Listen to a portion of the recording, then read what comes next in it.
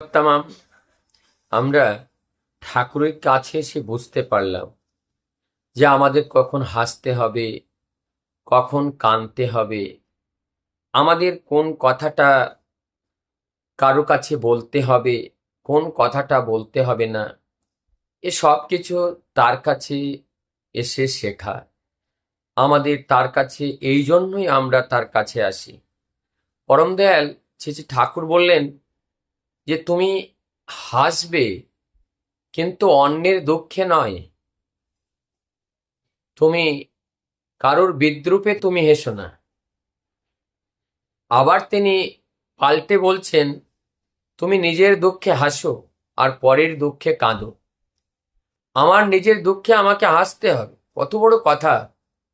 তার মানে তিনি আমাকে বললেন, এই যে বিপরীত পরিস্থিতিতে আমার যে যুদ্ধ, আমাদের জীবন যুদ্ধ, আমার জীবন যুদ্ধটাই ঠিক এমনি ভাবে। তো আমার এটা বুঝতে হবে যে কোনটা আমার ঠাকুরকে নিয়ে চলায় সহযোগিতা, কোনটা আমার ঠাকুরকে নিয়ে চলার সহযোগিতা নয়, এটা আমার বুঝতে হবে। আমরা আমাদের জীবনীয় শক্তি কেমন করে তাকে খরচা করতে হবে, এটার দিকেও আমাকে খেয়াল করতে হবে। আমি কোনো কর্ম করলাম, সেই কর্মে মধ্যে অনেক খাটনি করলাম, কিন্তু সেই খাটনির মধ্যে আমার ঠাকুরের জন্য কি হলো? আমার ঠাকুরের প্রতি ওই কর্মের মাধ্যম দিয়ে কতটা শ্রদ্ধা বৃদ্ধি প্রাপ্ত হলো? ওটা, ও কর্ম আমার ঠাকুরের প্রিয় কিনা? যদি আমার ইষ্টের প্রিয় না হয়, তাহলে ও কর্ম, যতই অর্থ আমি ব্যয় করি, যতই পরিশ্রম করি না কেন, তাহলে ওটা বৃথা চলে গেল।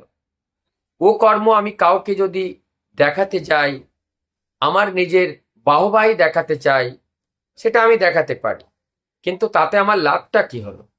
কোনো লাভটাই হলো না।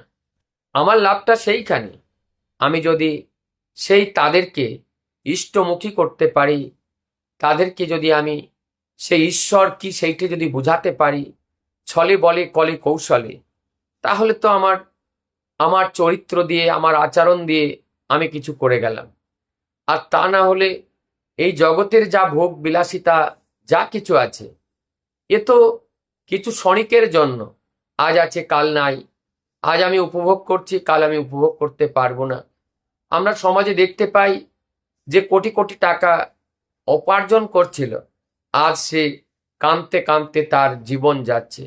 এক গ্লাস জল তার কাছে পৌঁছানোর কোনো মানুষ সে তৈরি করতে পারেনি। কেন তৈরি করতে পারেনি? কেননা সে ভোগবিলাসেই মত্ত হয়ে জীবন কাটানোর কাজই সে সারা জীবন করে গেছে এবং তার পোষণ দিয়ে গেছে।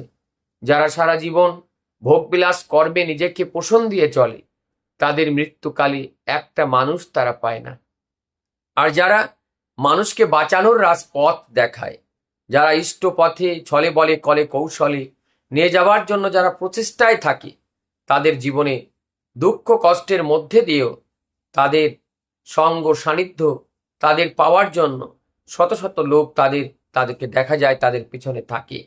কেন? তারা যে তার জীবনটাকে সত্যিকারের উদ্দেশ্য তাকে বুঝে দিয়েছেন, এমন বোঝা মানুষ সমাজে অনেক তারা তৈরি করে গেছেন। তাই তাদের দেখার লোক আজ শত শত আছে। কিন্তু আমরা মানুষকে প্রলোভন দিয়ে শুধু তার মধ্যে ভোগ বিলাসিতার প্রবৃত্তিটাকে জাগিয়ে তুলতে পেরেছি, কিন্তু তার মধ্যে যে ঘুমানো সত্তা, সেই সত্তাটাকে জাগাই তোলা যায় নাই। যে সত্তাকে জাগরণ করলে তার জীবনটা বাঁচতে পারে। পরম দয়াল আবার একটা কথা বললেন যে কোন উদাহরণটা মানুষের কাছে আমাকে দিতে হবে, আর কোন উদাহরণটা আমি মানুষের কাছে বলতে নাই। নিজের কোন কথা মানুষের কাছে বলতে হবে, কোন কথা মানুষের কাছে বলতে হবে না। পরম বললেন যে এমন কথা আমি বলি না যাতে আমার অহংকার বাড়ে, আমার অহংকার বৃদ্ধি পায়।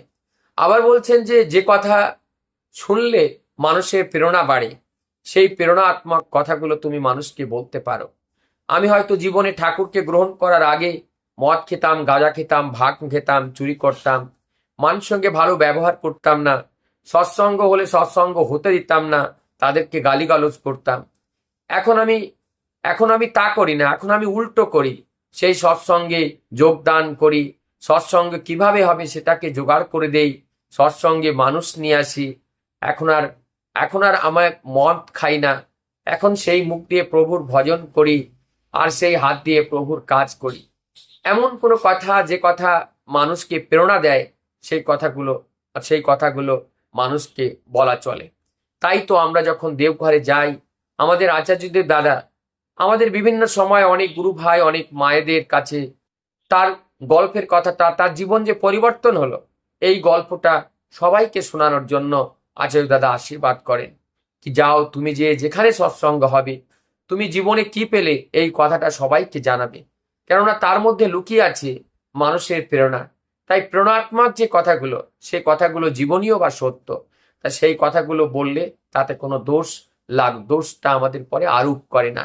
তাই এই দোষ থেকে আমরা বাঁচতে গেলে, যা আমাদের নিজেদের অহংকারকে বাড়িয়ে দেয় না, অহংকারকে আরো দমিত করে। আমি আমার কমজোরির কথা, আমি আমার জীবনের সেই কমজোরির কথাগুলো আমি তুলে ধরলাম, যে আমার জীবনকে অবসান্ন করছিল। আজ সেইগুলোকে আমার আচার্যদেব, আমার ঠাকুর সেখানে হাত দিলেন। এখন সেইগুলো যখন ইমপ্রুভমেন্ট হলো, আমার জীবনে পরিবর্তন আসলো। এই পরিবর্তনটাই হলো আমার পরিবারের পরিবর্তন, সমাজের পরিবর্তন, রাষ্ট্র পরিবর্তন। এই পরিবর্তনই বর্তমান যুগে প্রয়োজন। বন্দে প্রসন্ন।